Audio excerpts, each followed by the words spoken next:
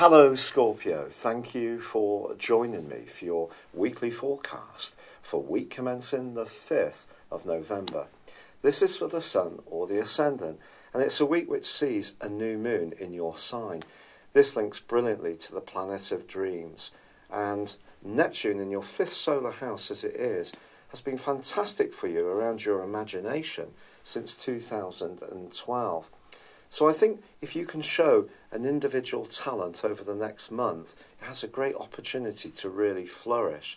So if you have an interest in the arts, writing, music, then go for it. People can be very receptive to what you have to say. Ironically, Uranus, the planet of surprises, moves out of your sector of relating this week and into a more practical zone. And through till March, I think you could find yourself a bit restless about your work situation. Now, some Scorpio people may even think of working from home, particularly towards the end of this week, when a slice of inspiration can really get you excited about a new possibility. But with your modern ruler of Pluto linking marvellously well to the Sun as well as this week draws to a close, the way you think, the way you express yourself, the way you interact with people in your everyday life or the people immediately around you is going to take on a really powerful force. Some kind of key change could manifest itself in your situation. This may be something you're choosing consciously to change, or events may unfold in a favourable way for you. Even if something does change in a way you're not expecting, ultimately it can be good for you. And with Jupiter moving into your sector of everyday finance, the next 13 months could see you improve your resources quite considerably if you put in the application and perspiration. As this week draws to a close, however, it is true that Mercury goes into a retrograde. And Mercury is perhaps the most controversial of all the influences this week because it is in a strange angle to Neptune, which means when it comes to the things you share with those you love, oddly, if someone wants you to help them out financially, I wouldn't be too much in a rush to do so, even if it may be hard and they're pulling at your heartstrings. It's a time to be very careful about your resources as this week draws to a close, and for the next 3 weeks actually. So just try to counter any instinct to try to save someone. Perhaps they need to take a bit more responsibility for their own situation, their own spending habits. And if you just gently let them down, I think that's the best way to handle this influence. But with Jupiter moving into your sector of resources, with a fabulous new moon in your sign, and the Sun linking with your modern ruler of Pluto, this is a week with rich possibilities for you. Good luck. I'd love it if you would like or comment on this video, or if you've yet to do so, please do subscribe to this channel. Thank you. Hello Scorpio, thank you for joining me for your monthly forecast for October for the Sun or the Ascendant. Welcome. This month begins with the Sun and Mercury locked away in a tender part of your scope, the 12th house. This is about the more subconscious side of ourselves, it's about the more spiritual area. It can be about reflection, meditation, healing, anything to do with learning about ourselves at a deeper level, which you have a natural inclination for anyway.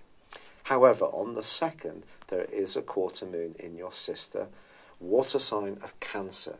It's possible that something that you feel a little raw about or emotional about can play a role from the 2nd through to the 9th.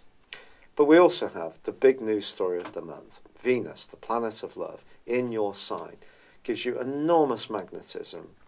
Of course, even more charm, but it does slam on the brakes on the 5th and will be in retrograde through to the end of the month in your sign. What does this mean? When Venus is in our own sign, we can attract more than one person to us. That's entirely possible. We can also go through a period where we rethink our personal appearance and identity, so the change of look, change in the type of taste you might have. You may think about your love life differently.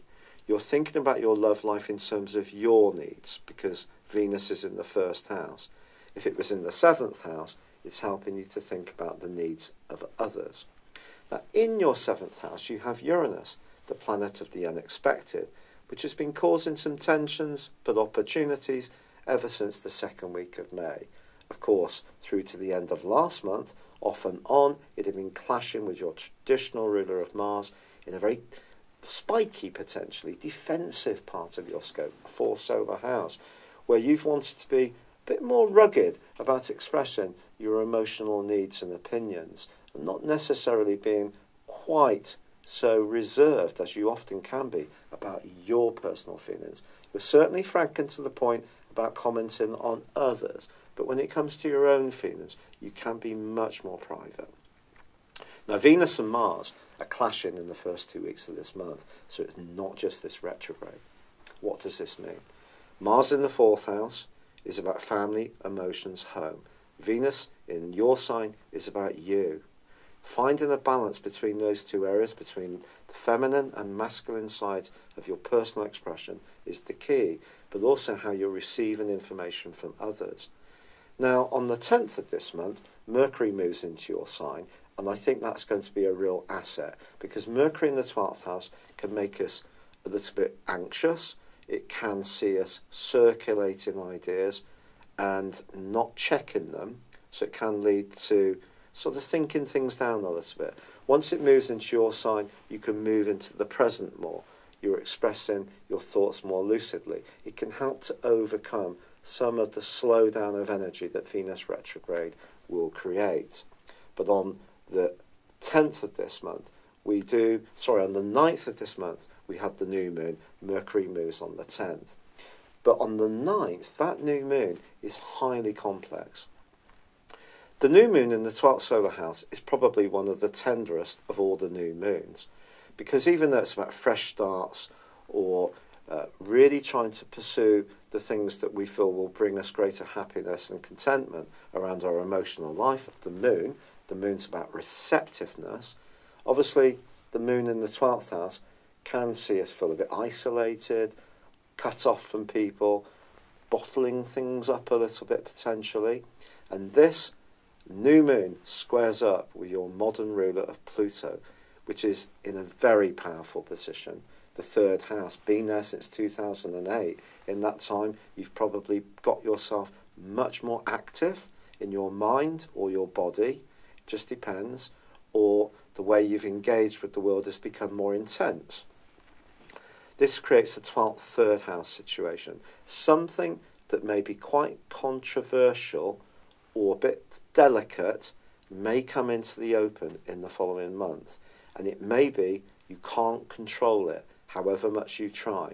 Then again, it could be you who's pushing something into the open that those around you have been resistant to you. Just depends on your completely unique situation. Also Neptune, which has been bringing some magic to your romantic world and also your personal expression since 2012, that's tangling with this new moon too, and not in a very easy way. So you've got 12th, 5th house energy. Confusion around your love life is possible. I can only tell you what's going on in the heavens. I'm not negative, I'm just honest. And of course, some people on YouTube are absolutely wanting to say the positives, and bless them, that's up to them. But I'm just telling it as it is. However, you also have a quarter moon on the 16th of this month in Capricorn.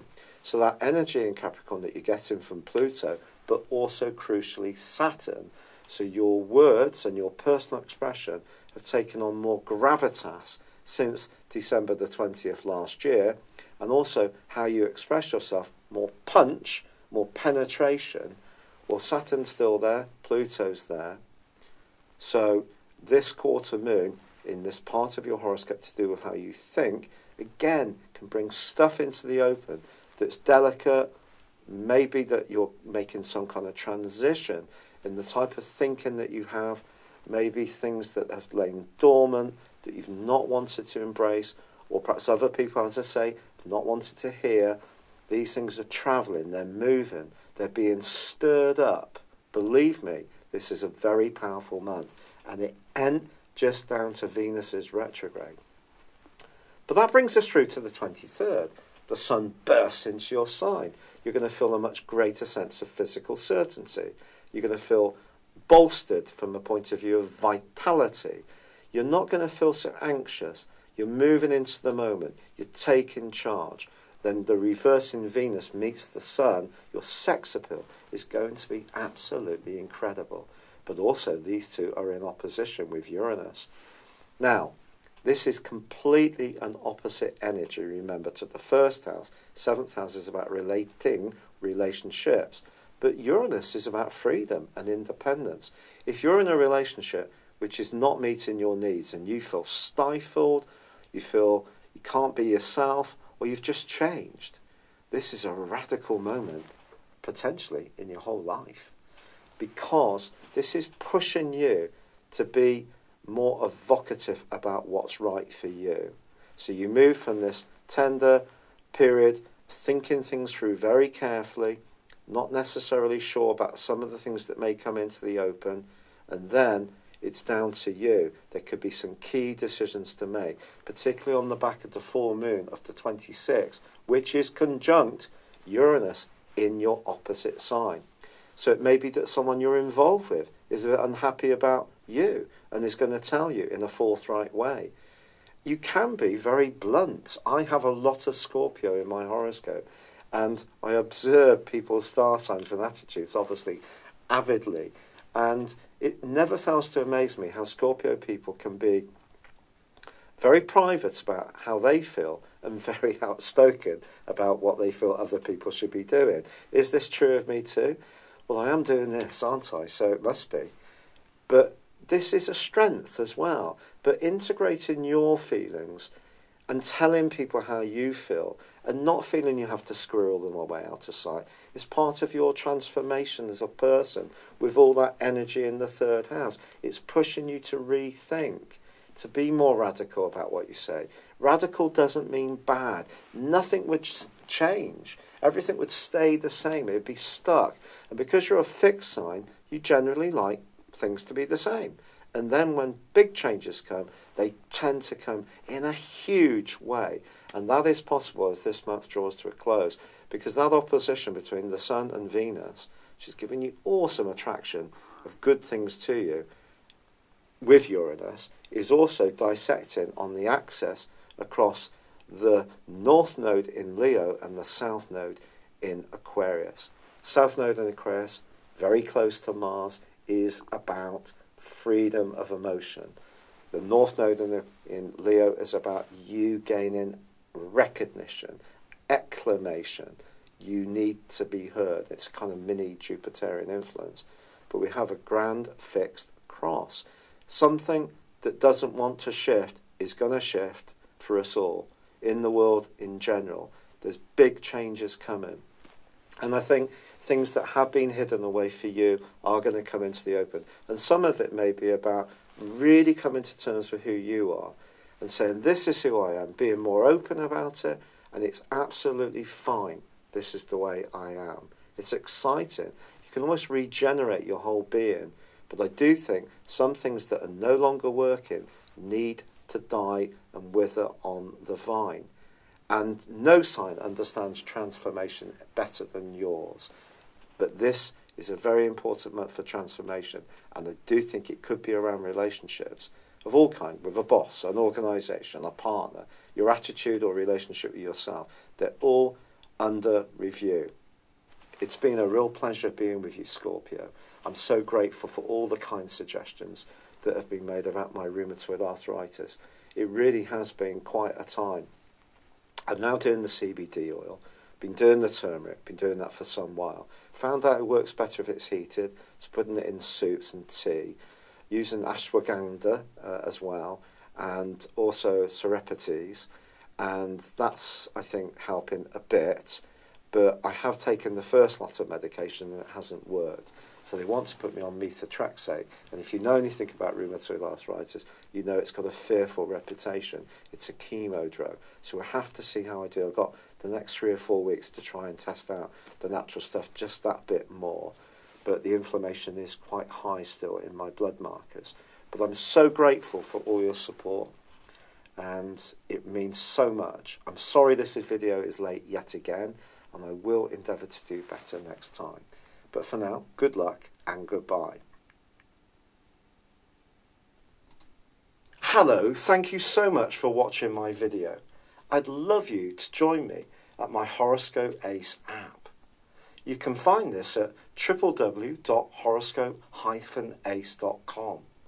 You can use it through Android, iOS, Apple or Facebook.